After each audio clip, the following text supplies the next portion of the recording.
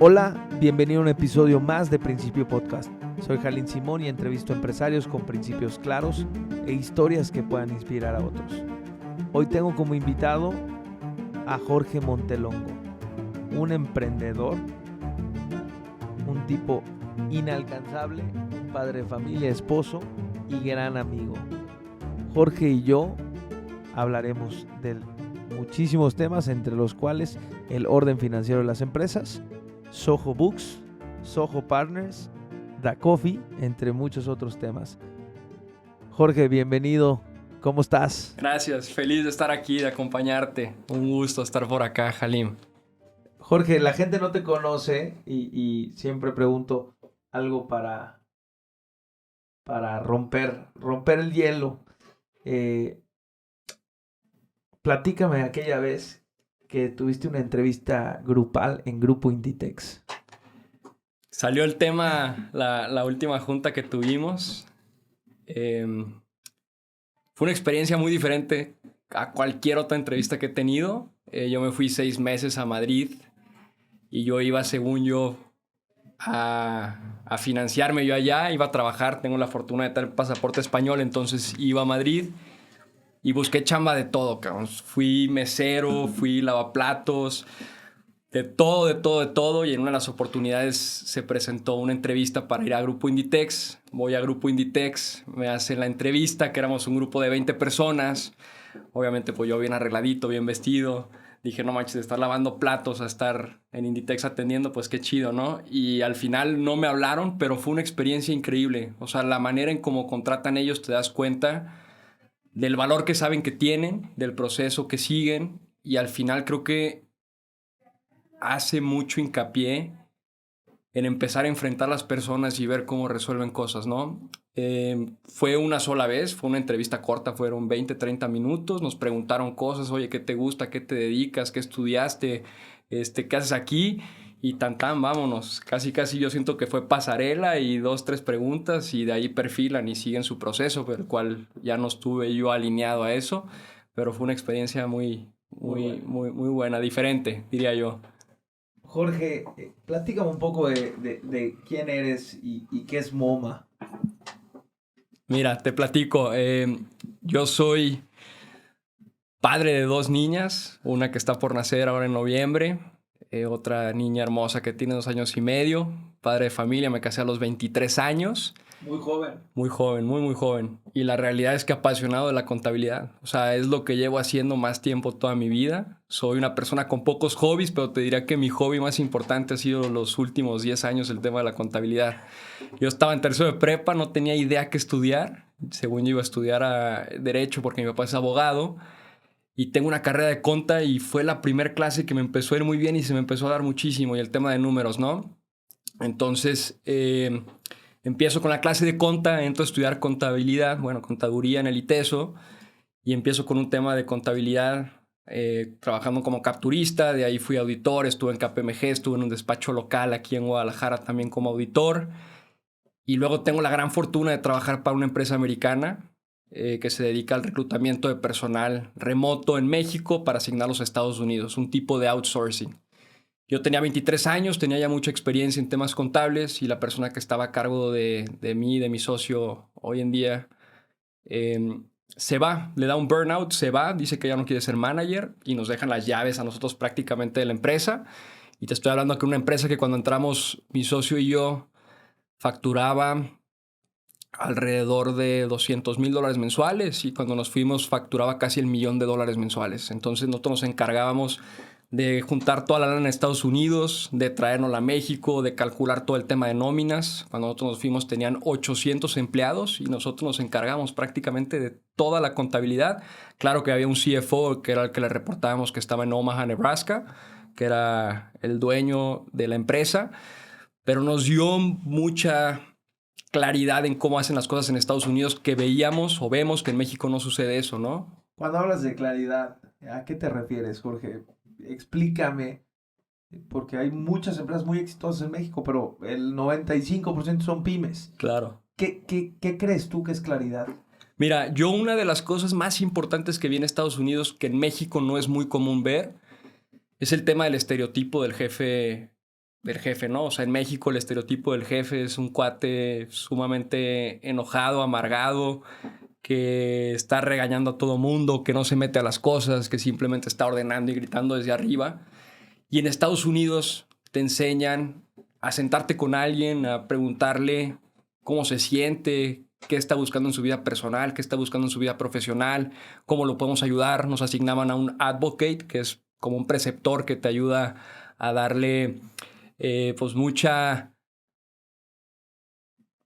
paz a tu trabajo, o sea, mucha parte humana a tu chamba, ¿no? Que de repente eso en México no se ve. Entonces yo empiezo a ver cómo se alinea una visión que existe dentro de la empresa, se generan expectativas, se generan los asientos correctos que hemos platicado muchas veces, los puestos correctos, las personas en los puestos correctos, se define la data para poder tomar decisiones, de ahí generamos ciertas dinámicas como el tema de procesos para poder hacer procesos estandarizados y seguir teniendo resultados claros y estandarizados. Oye, ahorita vamos a platicar un poco más y meternos a fondo en todo lo que me mencionas de procesos, de todo, ¿no?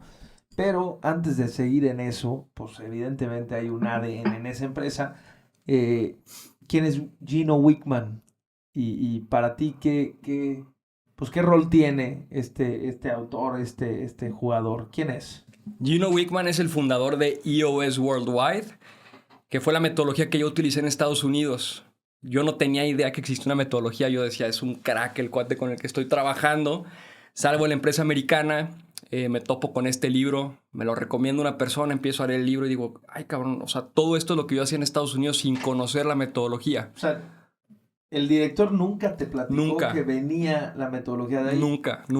O sea, pero me acuerdo que alguna vez me platicaste que viste un review en Amazon Books, ¿no? Sí, pero esa fue de Scaling Up, que es la otra metodología que es muy similar. Que de hecho Gino Wickman empieza como consultor dentro de Scaling Up, se sale de ahí, que todo el tema de tanto Scaling Up como EOS sale de los hábitos de Rockefeller. O sea, esa es la realidad, son los hábitos que hacía Rockefeller y por eso llegó a ser el hombre más rico del mundo. Los hábitos de Rockefeller. De Rockefeller Habits, sí. Oye, a ver, ¿hay un libro de eso o qué? Hay un libro, sí. O sea, el de Scaling Up, el libro de Scaling Up es Rockefeller Habits 2.0.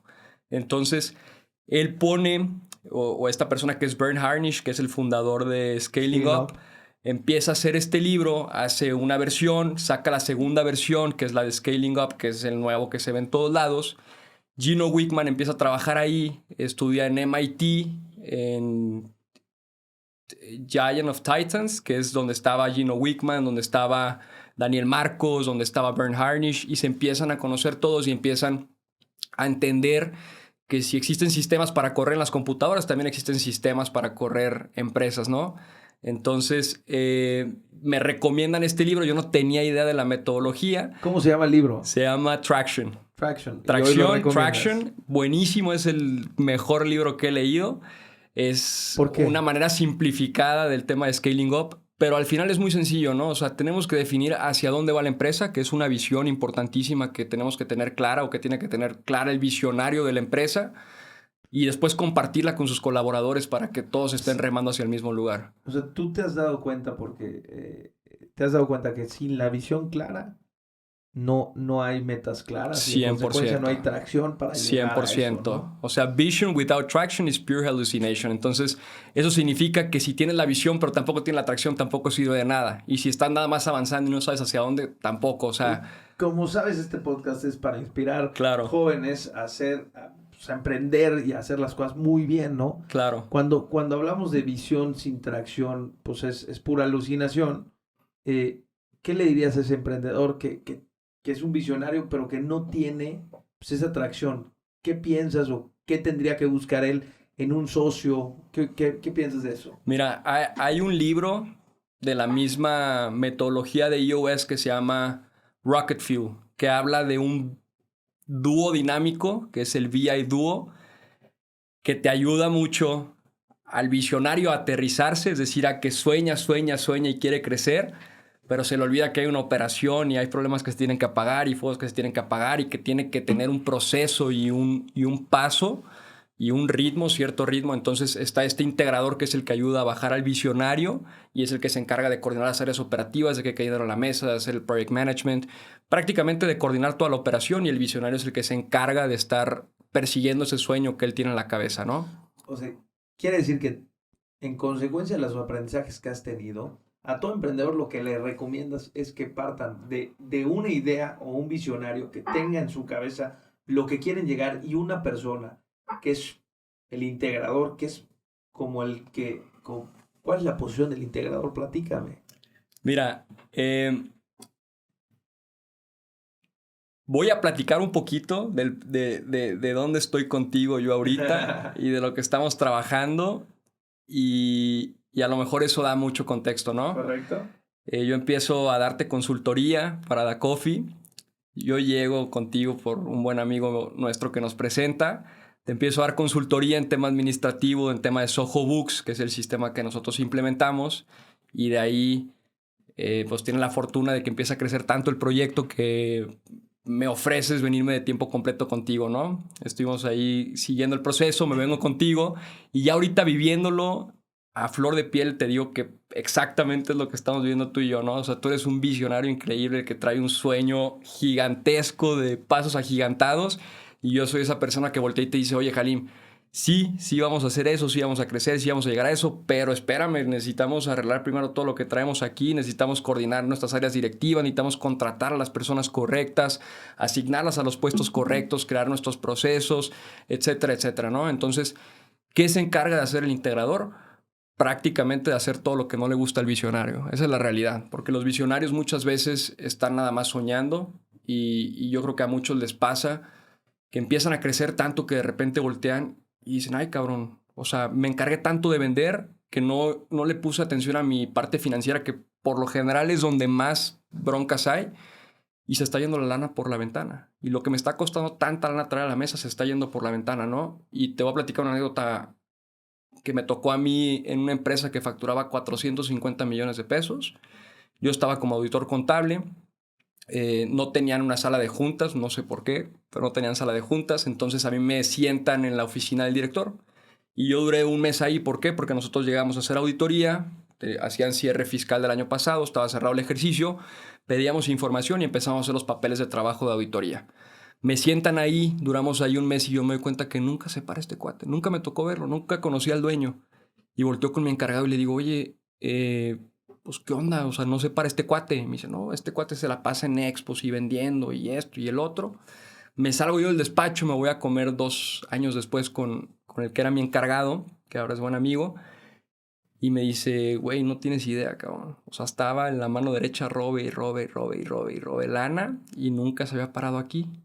Y me dice, eso pasa muchísimo en las empresas, hasta que no empieza a apretarse el tema de la lana es cuando empieza la gente a meterse a los problemas que realmente se hay en la parte operativa y en la parte financiera. Entonces, por lo general, la bronca de los visionarios es que se caen ellos como visionarios, como directores comerciales, empiezan a vender y a crecer, pero se les olvida que tienen que tener una persona en finanzas que sea de confianza, y que ellos también tienen que saber cómo revisar a esas personas, y luego otra persona en la parte de operaciones para que estén entregando el producto como lo tienen que entregar, ¿no? Entonces, a mí eso me llamó mucho la atención. O sea, que era una empresa tan grande que facturaba 450 millones. El cuate era una máquina. Pero, pero esta persona, pues nunca se metía, y hasta que se empezó a apretar la lana es cuando volteó y dijo, ay, cabrón, algo estoy haciendo mal. Que yo creo que es por lo general lo que le pasa a muchos de los emprendedores. Tenemos un tema con los emprendedores que evidentemente están operando todo el tiempo, ¿no? Y están resolviendo problemas, resolviendo problemas, resolviendo problemas. Bajo la metodología que tú me pusiste sobre la mesa, el dueño o el director general normalmente está en una posición, yo no me gustaría llamarla como un podium de Zeus. Todo lo contrario. Está pensando cómo toda la organización pues crece y crece y crece. Dicen que todo lo que no crece muere. Claro. Eh, Evidentemente, tú hoy estás en una posición donde estás como integrador tal cual y ves, pues, en la compañía un visionario. ¿Cómo te ha permitido eso a ti liberarte problema de crecimiento? O sea, operar y no preocuparte por crecer. Platícame eso. Mira, tuvimos una one-on-one la semana pasada, ¿no? Que fue una de las cosas que yo aprendí en Estados Unidos. Tuvimos nuestra primera one-on-one, tú y yo. Y yo creo que por lo general el tema del integrador, quisiera decir que viene un poco más pesimista al lado del visionario, porque la realidad es que está empapado de todas las broncas que pasan todos los días en todos lados. Y entonces, pues muchas veces, claro que luchas contra eso, pero el pensamiento a veces tranquilo, no hay que crecer, hay que primero organizar esto y hay que organizar esto. Pero yo ese día me fui con un consejo que me diste tú, que era: oye, vamos cambiando el speech. O sea, sí está bien que haya problemas, sí está bien que haya, es más, ni siquiera diría problemas, retos, porque esa es la realidad, que son retos. Si no hubiera esos retos, pues sería facilísimo y todo el mundo lo haría. Y tú volteaste y me dijiste: lo único que te pido es que sueñes y que jales a la gente contigo. O sea, que no hables de problemas, que cambies el speech, que hables desde la parte positiva de los retos y que estamos avanzando y que estamos definiendo prioridades, que es importantísimo, y que estamos viendo que nos estamos acercando hacia la visión que está marcando el visionario, ¿no? Y esa parte de tener un visionario que a lo mejor no está empapado tan a fondo de la operación y que solo está pensando en crecer y crecer y crecer y crecer, pues de cierta manera pasa exactamente lo que se le conoce como rocket fuel.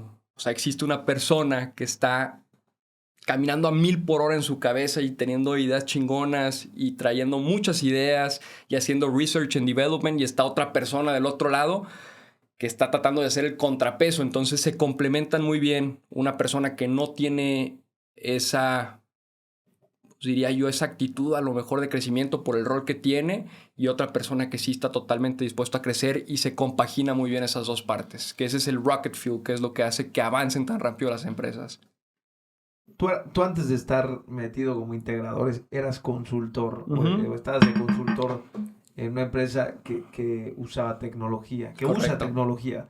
Y yo una de las preguntas que te hice es: oye, ¿deberían las empresas hacer su propio software para temas administrativos? ¿Qué piensas de eso? Claro que no. O sea, yo en cuanto llego a una empresa y me dicen que tienen un software de desarrollo propio, ya sé que es un software que está chico a la medida para el crecimiento que necesitan. Y te voy a explicar por qué.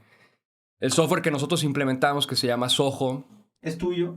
No, no es mío. Ojalá fuera mío. Es un software de la India. Estos cuates se dedican a hacer aplicaciones empresariales para todas las áreas de la empresa. ¿Me puedes dar ejemplos? Sí, Soho Books, Soho Projects, Soho CRM, Soho Inventory, Soho Bookings para que agenden citas contigo, conectado con tu calendario. Soho Backstage para poder hacer eventos y vender tickets. Soho Mail, Soho Meet y una infinidad, ¿no? Son más de 60 aplicaciones. Pero entonces, ¿qué pasa con esas empresas? Estamos hablando de una empresa que tiene 100 millones de usuarios, que tiene 4 billones de dólares en valor. 4 billones de 4 dólares. billones de dólares. O sea, el dueño de Soho y el fundador de Soho es de los hombres más ricos de la India.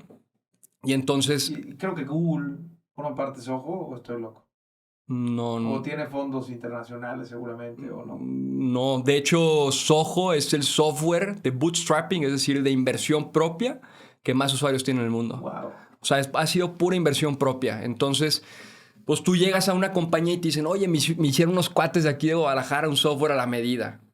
Y yo digo: ay, cabrón. Y te cobraron. Y te cobraron 300,000 pesos, $500,000 de pesos. O 2 millones de pesos. Y además tú tienes una tecnología que en 5 años va a ser obsoleta, no le están mejorando, te va a costar mucha lana desarrollar cosas que tú necesitas, y entonces volteas a ver algo como Soho Books o como QuickBooks, que son las dos cosas.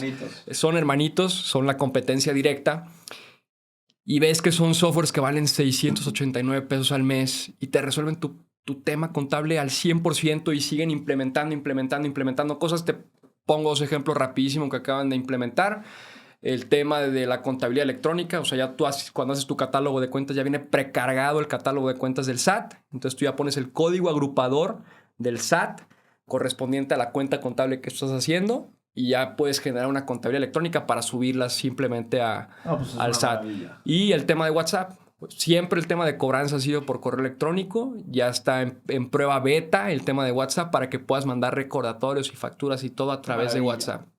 Entonces, al final tú lo que hacías en la consultoría es con tecnología que ya estaba desarrollada por otros. Correcto.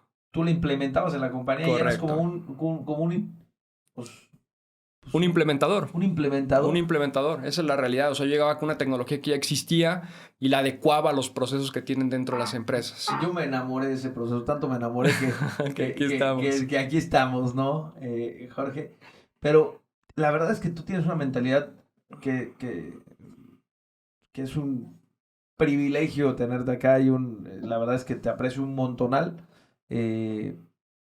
Pero una de las cosas que más me gusta de ti es el orden, ¿no?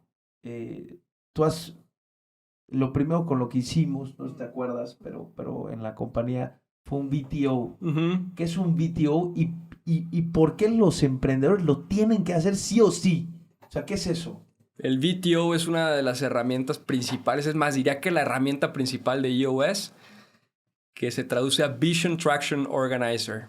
¿Qué significa eso? Que vas a generar la visión que tienes para la empresa en los próximos 5 años, 3 años, 1 año y 90 días. Es decir, para yo poder llegar a mi visión de 5 años, tengo que cumplir mi meta de 1 año. Para cumplir mi meta de 1 año, perdón, de 3 años. Para cumplir mi meta de 3 años tengo que cumplir mi meta de 1 año. Para cumplir mi meta de 1 año tengo que cumplir mi meta de rocas, de trimestre, que son las rocks. Y para yo poder cumplir mi meta de trimestre tengo que juntarme semanalmente a estar revisando que estamos avanzando en esos rocks. En una junta específica que se llama Level 10, que tiene una estructura específica de 90 minutos. Y entonces si tú cumples todas las semanas con avances, te estás alineando a los 90 días, a tu meta de 90 días. Y por consecuencia a tu meta de 1 año, de 3 años y de 5 años. Entonces defines cuál es tu target market, cuál es tu meta a 5 años, tu meta a 3 años, tu meta a 1 año, y entonces empiezas a tener mucha atracción dentro de estas juntas que se llaman las Level 10. Que nos metemos otra cosa. En el BTO hablamos un tema de valores, hablamos un tema 100%. ¿De qué? 100%. Mira, el tema o el BTO está dividido en diferentes secciones. Explícame, o sea, ¿cuánto dura? ¿Cómo lo hacen? O sea, esto es para que los emprendedores entiendan Claro.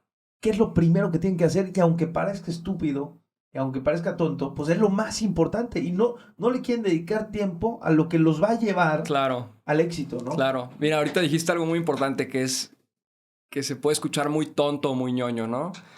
Y en la escuela yo creo que más de 1000 veces te habrá tocado escuchar, Halim, el tema de la misión y la visión y valores.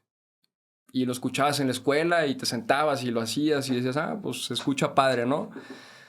Pero la realidad es cuando te sientas y realmente defines, oye, a ver, ¿cuáles son mis 5 a 7 valores que me identifican a mí como empresa, ¿no? Te pongo un ejemplo de MoMA, uno de los valores más importantes de todos. Digo, siempre en todas las empresas creo yo que el tema del honor es de lo más importante.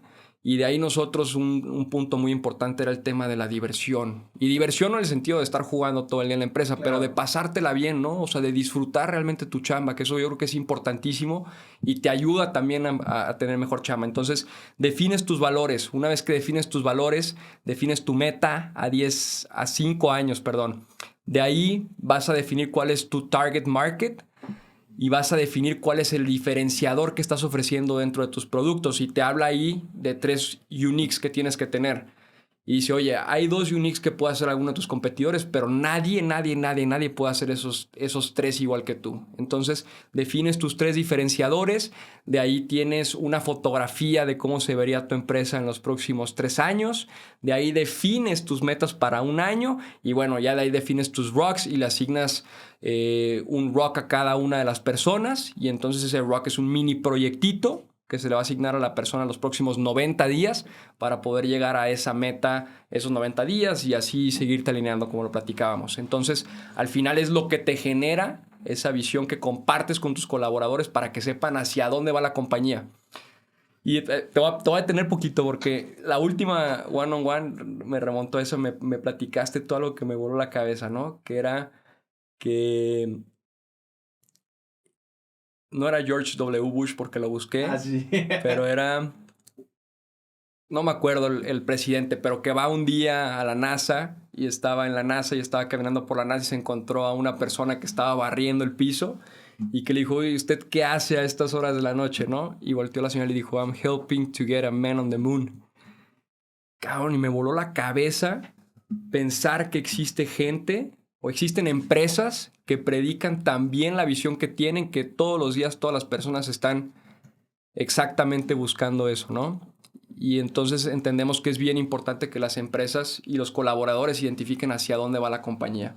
Entonces, en resumidas cuentas, eso es lo que hace el VTO, Halim. Ahí tienes el artículo, ¿no? Estoy buscando el artículo porque se me hace una... John F. Kennedy. John F. Kennedy, exactamente. En 1962 dijo eso. Fue con un janitor. Ajá, ¿no? un janitor. Ajá, una persona que se dedica al aseo, ¿no? Exactamente. Y qué impresión, ¿no?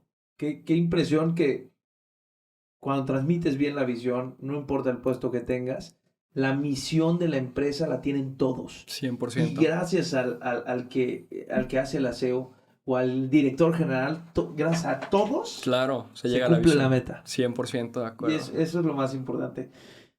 Jorge, la verdad es que hoy estamos trabajando muchísimo de la mano.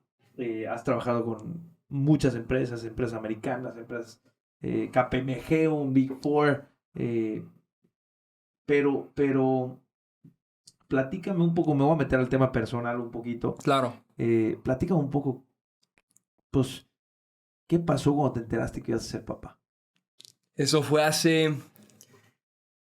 Tenía 23 años yo cuando iba a ser papá. Yo creo que como cualquier chavo de 23 años, piensas que se te va a acabar una parte importante de tu vida. Y sí se acaba, ¿eh? O la realidad es que sí se acaba.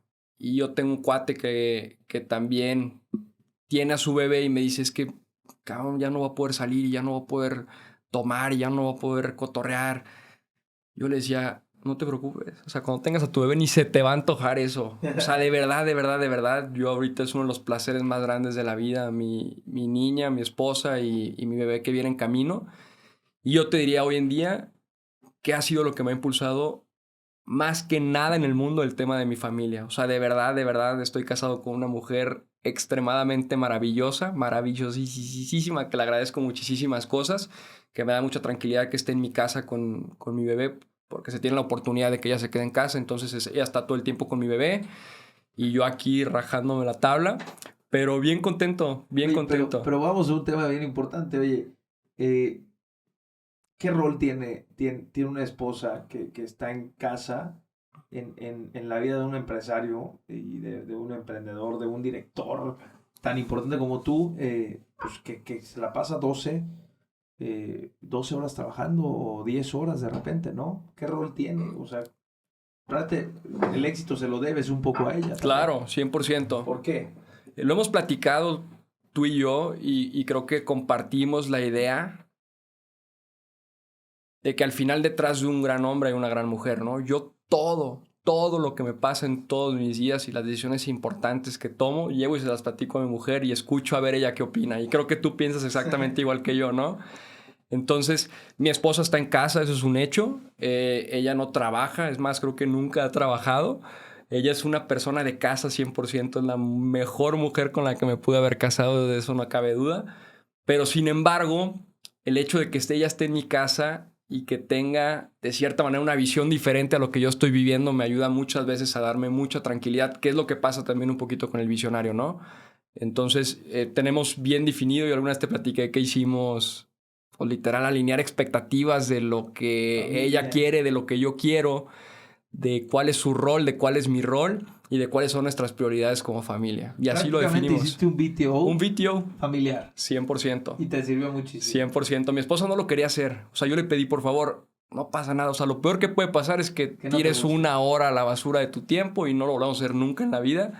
Pero la convencí de hacerlo y nos dimos cuenta de muchas cosas importantísimas que a lo mejor no estaban sobre la mesa, ¿no? Entonces, pues el rol de mi esposa es atender mi casa, cuidar a mi bebé, que eso es lo que yo necesito, y cuidar a darte mi paz a ti bebé, también. dame mucha paz. O sea, yo llegar a mi casa y desahogarme, ahí es donde recargo energía. O sea, yo le digo, y a ver, hay discusiones como todo mundo las tiene, Sí. pero yo he tratado mucho de dejarle bien en claro que yo estoy abierto al diálogo, ya no discuto. Antes lo hacía un poquito más, pero ya con la madurez, que digo, me falta yo creo que mucho, pero empieza a cambiar el tema de discutir por cosas muy mensas, ¿no? Entonces yo me siento con mi esposa, yo le digo que necesito recargar energía porque yo todo el día en la oficina pues me dedico a arreglar problemas, en el buen sentido, ¿no? Porque Claro. a eso te dedicas, si no, no habría chamba. A arreglar problemas y a seguir creciendo y resolver retos. Entonces yo llegar a mi casa es un paz, jugar con mi bebé, desconectarme, estar con mi esposa, ver una película, cenar. Yo le hago de cenar todas las noches casi que ¿A tu puedo. esposa? Sí, yo hago de cenar, de desayunar también mucho. Se me hace que pides mucha comida. Uy, yo me como todo lo que deja mi esposa, mi hija, yo todo me lo como. Yo pues me la regresa con la cocinada, ¿no? Pero yo feliz, o sea, es un placer para mí. Yo soy de audífonos, podcast y me pongo a cocinar, lavar platos y todo. O sea, no tengo bronca, me encanta eso de mi casa. Qué maravilla. Oye, Jorge, pues para cerrar un poco, a mí me gustaría que pases las recomendaciones de esos 2, 3 libros. Claro. ¿Cuáles eran? Claro. Mira, el primero es Traction, que es de Gino Wickman. Es el libro principal de iOS. De ahí tenemos el siguiente libro, que es el de Rocket Fuel, que habla del VI Duo. Y luego está el tercero, que es el de Scaling Up, que está muchísimo más técnico, completo, técnico que el tema de iOS. Realmente lo que hizo Gino Wickman fue agarrar el tema de Scaling Up y simplificarlo y hacerlo para empresas pequeñas. Y bueno, empresas pequeñas te hablo de desde $2 millones hasta $50 millones en facturación anual. Y estamos hablando que Scaling Up te puedes ir hasta las empresas grandotototototas, ¿no? Entonces, si no me equivoco, creo que Azteca o Televisa o alguno de esos monstruos implementó Scaling Up. Entonces, para que te des una idea de las magnitudes de las diferencias, pero claro que si eres un emprendedor y vas empezando, pues te va a quedar gigantesco el tema de Scaling Up. Totalmente. De hecho, Daniel Marcos es quien lo implementa en Growth Institute, ¿no? Ajá, sí, 100%. Él es el que se encarga de implementarlo. Una joya. Sí. Esos son los 3 libros que recomendamos. Sí. Jorge, ¿cómo te ves en los próximos 12 meses? En los próximos 12 meses.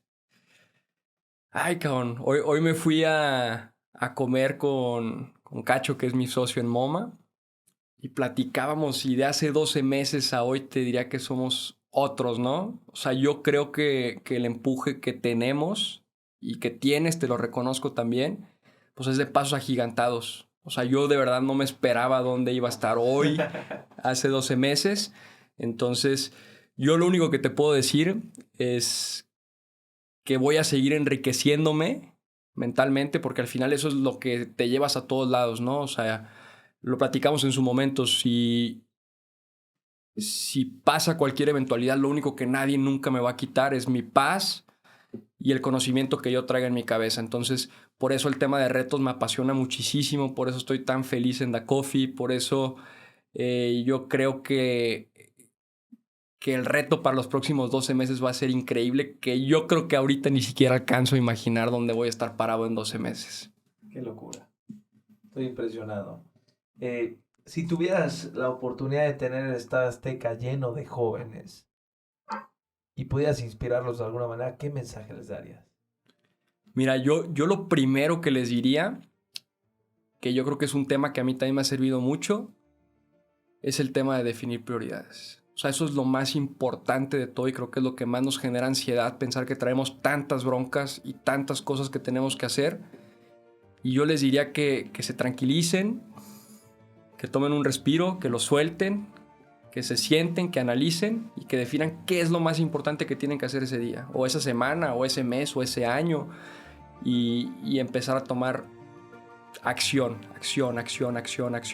porque el conocimiento pues, es muy importante en la cabeza y es muy fácil ir y decirlo, pero lo difícil es tomar acción, ¿no? Entonces yo eso les diría, que definan prioridades y que tomen acción y que se vayan un pasito a la vez. Oye, Jorge, ha sido un privilegio tenerte en este podcast. Recuerden todos Esta es una historia más de empresario a empresario en la que buscamos inspirarte para sumarte a esta gran revolución virtuosa, para tener un mejor México y en consecuencia un mejor mundo. Muchas gracias a todos y nos vemos en el siguiente episodio de Principio Podcast.